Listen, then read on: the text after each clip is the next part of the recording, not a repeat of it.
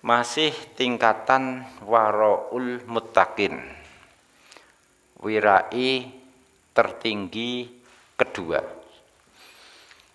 yakni meninggalkan yang halal karena khawatir jatuh ke yang haram. Sayyidina Hasan bin Ali bin Abi Thalib, cucuna Nabi waktu itu masih kecil, ngambil kurma zakat. Zakate wong kono kan kurma ya makanan pokoknya. Terus sudah ditelan, namanya anak kecil. Nabi tahu langsung, putune langsung, cucunya ini langsung dikode, utahkan, suruh mengeluarkan. Kena apa? Kan keluarga Nabi tidak boleh mengkonsumsi harta zakat. Nah ini si Hasan kecil makan kurma zakat, oleh Nabi ketahuan disuruh ngelepeh. Padahal anak kecil. Lagi ada ulama salaf sudah mau mati lama, sudah sakit, merasa ajal akan tiba. Nanti malam tibanya itu. Jadi dia begitu malam masuk, lampu dinyalakan, dia bilang, sudah lampunya matikan saja, saya mau mati. Kenapa? Soalnya begitu saya mati, itu harta sudah jadi hak ahli waris. Jadi lampunya matikan dulu sebelum saya mati. Kalau matinya masih nyala, maksudnya lampu minyak itu ya, lampu PLN ini ya padha ae kan ana tagihane. Jangan sampai saya mati lampu nyala. Karena nyalanya lampu ini sudah milik ahli waris. Minyak begitu saya mati sudah menjadi hak ahli waris. Kok masih untuk menerangi saya yang pewaris yang meninggalkan? Sudah tidak, bukan hak saya lagi itu. Jadi patenono lampune sedurunge aku mati. So aku nek wis mati gak iso kondo aku mateni lampune. Karena lampune mati, aku mati lampune isih urip. Terus aku muni lampune pateni yo, aku wis mati. Kowe ndak malah melayu. Ana wong mati yo omong. Lagi ada Nuaimah, itu ada perempuan jual beli minyak pada masa Umar. Jadi Umar menyerahkan minyak wangi yang ini milik umat Islam, disuruh menjualkan istrinya. Jadi ini mau minyak wangi ini dijual lah itu ya, untuk nanti uangnya untuk umat Islam lah begitu. Mungkin ini sudah kebanyakan minyak ini sampai dijual dulu. Lah barang sudah dijual oleh istrinya Umar itu kemudian kan kandil di driji-drijinya itu. Tuh. Terus jari-jarinya yang belepotan minyak itu tadi, minyaknya umat Islam dilapno, usapkan di kudung. Umar datang, "Duh, kok baunya wangi? Apa ini, wanginya apa?" Istrinya jawab, "Ini loh jilbab saya, tadi saya pakai usapi minyaknya itu yang dijual untuk umat Islam." "Loh, mosok?" "Iya, yes kono copot." Langsung dicopot sama si Umar kudungnya dari kepala istrinya. Terus ambil air, digerocok banyu, diambu. Loh kok masih, terus diusap-usap nek nggone lemah, diambu. Loh isih wangi, gerocok lagi, isih mampu diusap-usapno lemah, sampai tidak ada sisa bau aromanya minyak itu.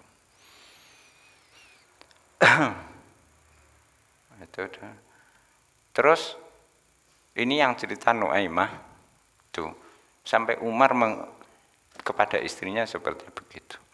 Lain waktu saya datang lagi ke istrinya Umar, Khalifah. Tuh.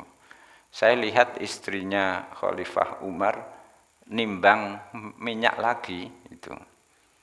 Terus karena nempel di jari-jarinya, langsung jari-jarinya terus dimut, dijilati supaya aromanya tidak nempel terus. Wedi nek diamuk bojone. Nah, Umar seperti itu. Ya, memang mencuci kerudung ini tidak bisa mengembalikan minyak ini kepada umat Islam yang pemilik hak itu.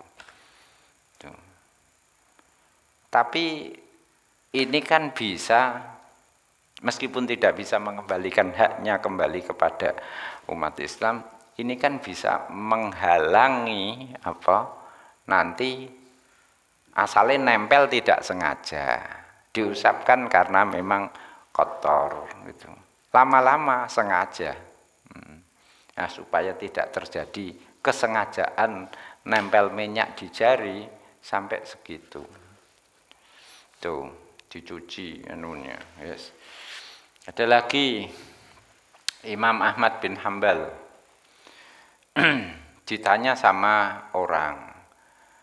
Imam Ahmad ini di masjid itu ada orang ajudannya raja. Namanya ajudan kemana-mana bawa namanya raja bawa ajudan. Lah ajudannya ini bawa tungku padupan, terus dikasih parfum ben wangi lah itu. Di ruangan masjid ben wangi begitu. Menurut panjenengan bagaimana? Ini ajudannya raja bawa padupan dinyalakan, akhirnya wangi di masjid ini, ruangan masjid karena ada raja begitu. Apa jawabnya Imam Ahmad? Harusnya laki-laki harusnya keluar, sampean kalau ikut masuk masjid itu harusnya keluar. Kena apa? Ya kamu kan ikut membaui, padahal membaui ini maksudnya itu supaya rajanya saja yang merasakan aroma bau wangi itu. Sampean tidak berhak. Jadi ini ajudan ini bawa padupan itu supaya rajanya wangi terus. Lah kere-kere ono sampean melu ketempelan wangi, itu bukan haknya sampean. Itu bukan haknya sampean. Bisa juga kalau mau sampean tetap di situ ya minta izin sama si rajanya. Minta izin Pak Raja, saya ikut bau wangi ini. Nenek mbok lakoni sedo izin, rajane malah gumun. Iki cah gendeng piye? Ngene kok laren kondong rusak-rusak ya aku. Imam Ahmad ditanya lagi, bagaimana jika ada lembar kertas jatuh? Terus saya temukan, di situ saya lihat ada hadis loh. Ini ternyata ada hadis-hadis. Terus saya kok kepengen nyalin, tak salin gitu. Boleh apa tidak nyalin itu? Nyalin kertas yang terbuang? Tuh. Jawabnya Imam Ahmad tidak boleh, harus izin sama yang punya kertas. Barangkali dia tidak ridho kalau kertas tulisan hadis di kertasnya dia itu disalin. Umar bin Khattab ditanya, Umar bin Khattab waktu jadi khalifah, diangkat jadi khalifah itu punya istri yang dia cintai. Karena beliau dilantik jadi raja, istrinya dicerai. Sobek malah jadi raja, wayah enak-enaknya malah dipegat. Bukan itu maksudnya.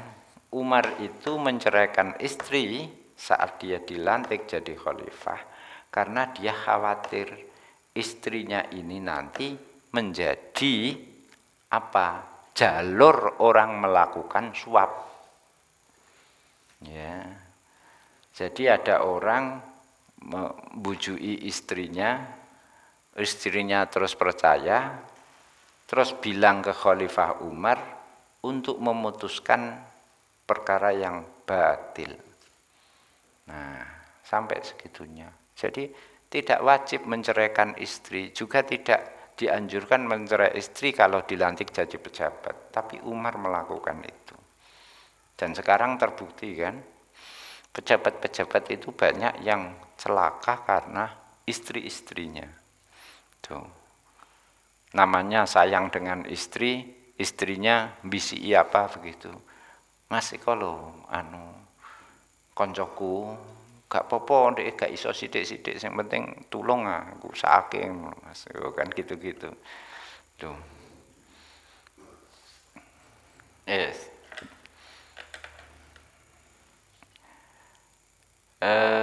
Fasafayat lubuha wa tarkoh. Masih ada lagi.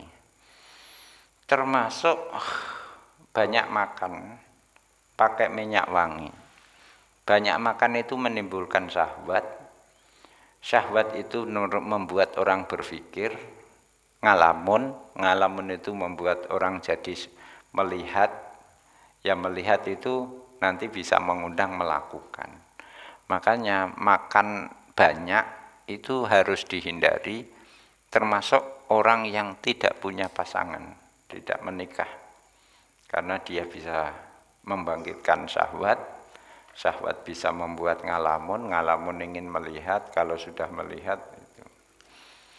Melihat rumah orang kaya, mobil orang kaya, harta kemewahan orang kaya, itu juga harus dihindari.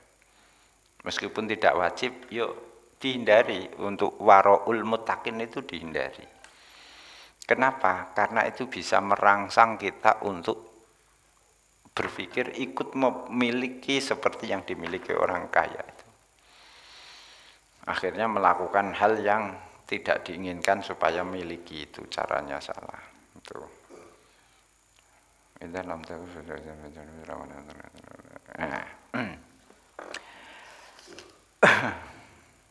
Imam Ahmad ditanya. Imam Ahmad, kalau orang melester tembok, nguliti tembok, menurut jenengan bagaimana?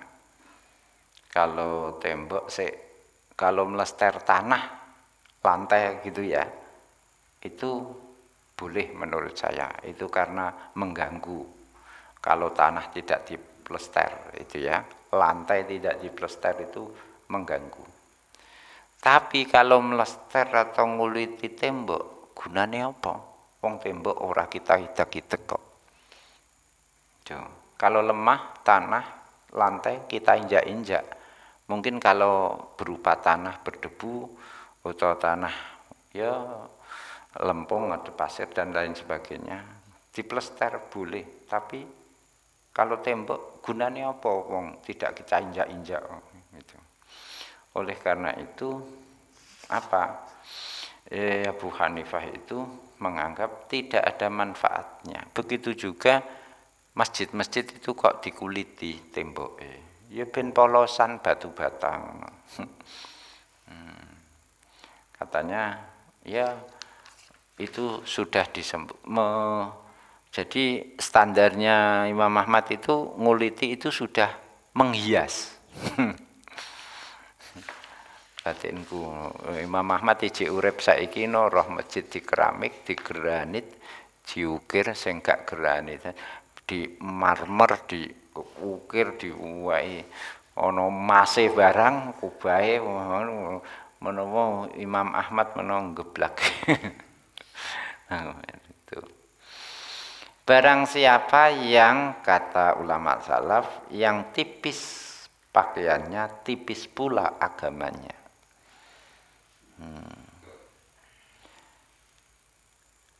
Menghindari, jadi kitab disuruh waro'ul mutakin ini menghindari yang mubah, khawatir nanti terbawa ke haram. Karena kita ingin perkara yang mubah, keinginan kita kepada yang mubah itu keinginan yang sama kepada yang haram. Jadi berdekatan itu. Kalau biasa menuruti keinginan yang boleh, lama-lama akan rempet-rempet kepada keinginan yang dilarang. Oleh karena itu harus di stop sebelum, harus dihentikan potensi menginginkan yang haram gitu. Nah caranya ya seperti ini itu waraul muttaqin. Ya Allah, wis kesel. Yang tingkat keempat waraul siddiqin yang kita sebut sebagai wirai tertinggi, yaitu hanya ambil yang halal yang diniatkan demi Allah. Halal pun kalau tidak lillahi tidak diambil. Qala wa huwa Allah ta'ala